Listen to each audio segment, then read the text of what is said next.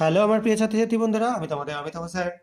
সবাইকে আমার YouTube channel practical and theory ক্লাসরুমে স্বাগত জানাচ্ছি। এই যে বিকারটার মধ্যে আমি কিছুটা মোর সল্টের দ্রবণ নিয়ে নিয়েছি, তার মধ্যে আমি যোগ করে দিচ্ছি কিছুটা ডাইলিউট HCl। HCl যোগ করে রিয়াকশনটা আমি তোমাদের করে দেখাচ্ছি।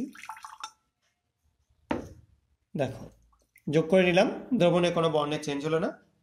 এখানে আমি KMnO4 এবং MnO2 এর একটা সাসপেনশন নিয়েছি, এটাকে আমরা এর মধ্যে একটু করে যোগ করব। দেখো, যোগ করছি, রংটা ডিসঅ্যাপিয়ার করে যাচ্ছে, দেখতে পাচ্ছ? আর সলিউশনটা কালার দেখো, হালকা হলে একটু ইয়লিশ ইয়লিশ হয়ে যাচ্ছে, দেখতে পাচ্ছ নিশ্চয়ই।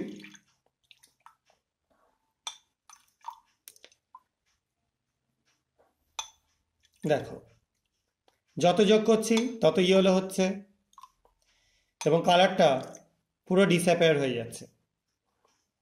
তাহলে যতটা যোগ করে দিলাম আমি, তার জন্য কিন্তু পুরো কালারটা চলে গেল। এবার আমি এখান থেকে কিছুটা KMnO4 সলিউশন অ্যাড করব। এর মধ্যে কিন্তু MnO2 মিক্সচার নেই।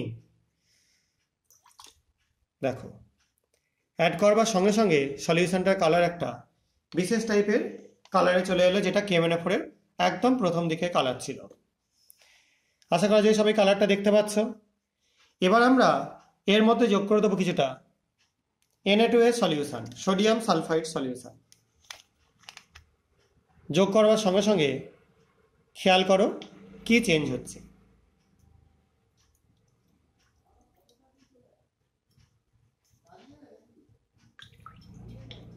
দেখো, এখানে যোগ করছি, আরো কিছুটা যোগ করলাম। দেখতে পাচ্ছ সলিউশনের কালার বিশেষ রকম ভাবে একটু চেঞ্জ হচ্ছে, লালচে কালার হয়ে যাচ্ছে আস্তে আস্তে। আরো কিছুটা যোগ করছি এর মধ্যে।